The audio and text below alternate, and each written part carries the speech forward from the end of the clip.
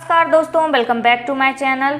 मैं प्रगति ठाकुर आप सभी का स्वागत करती हूं आपके अपने YouTube चैनल आस्था की आवाज पर। दोस्तों, रथ यात्रा से पहले भगवान जगन्नाथ क्यों हो जाते हैं बीमार, जान लीजिए इससे जुड़ी कथा। सारी जानकारी आपको विस्तार से देंगे, तो वीडियो में अंत तक बने रहिए। दोस्तों, ऐसी ही धर्म और अध्यात्म से जुड़ी जानकारी के लिए हमारे चैनल को जरूर सब्सक्राइब कर लें और वीडियो पसंद आए तो वीडियो को लाइक करें, शेयर करें। चलिए वीडियो को बिना देरी के स्टार्ट कर लेते हैं। दोस्तों, हर साल आषाढ़ माह के शुक्ल पक्ष की द्वितीय तिथि को उड़ीसा के पुरी में जगन्नाथ रथ यात्रा का आयोजन किया जाता है, जिसमें हजारों श्रद्धालु भाग लेते हैं। इस यात्रा में भगवान जगन्नाथ, उनके भाई बलभद्र और देवी सुभद्रा 3 बड़े रथों पर विराजमान होते हैं। दोस्तों, इस साल यह यात्रा 7 जुलाई को सुबह 4:26 से शुरू होगी और 8 जुलाई को सुबह 4:59 पर समाप्त होगी।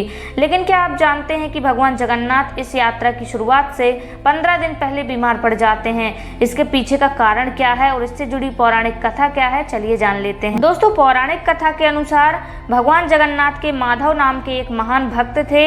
एक दिन जब वे बीमार पड़ गए तो भगवान जगन्नाथ स्वयं उनके पास आए। जब कोई भक्त कहता है, हे प्रभु, जब आप मुझे ठीक कर सकते हैं तो आप मेरी सेवा क्यों करते हैं? इस संदर्भ में भगवान कह रहे थे कि चाहे कुछ भी हो, हमें अपने भाग्य का सामना करना ही चाहिए। यदि अभी रुकोगे तो अगले जन्म में कष्ट पाओगे। भगवान जगन्नाथ भक्त माधव से कहते हैं कि तुम्हें जो कष्ट हो रहा है उसे अगले 15 दिनों तक सहना है, इसलिए यह पीड़ा तुम मुझे दे दो। मैं इस पीड़ा को भोग लूंगा तो तुम्हारा प्रारब्ध कट जाएगा। मान्यता है कि तभी से भगवान जगन्नाथ साल में एक बार 15 दिनों के लिए बीमार होते हैं।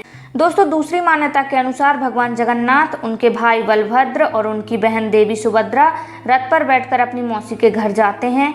वे 7 दिनों तक अपनी मौसी के घर रहते हैं, फिर लौटकर आते हैं। पौराणिक कथा के अनुसार भगवान कृष्ण, बहन सुभद्रा और भाई बलराम अपनी मौसी के घर गए और वहां स्नान किया और इसके बाद तीनों भाई बहन बीमार पड़ गए।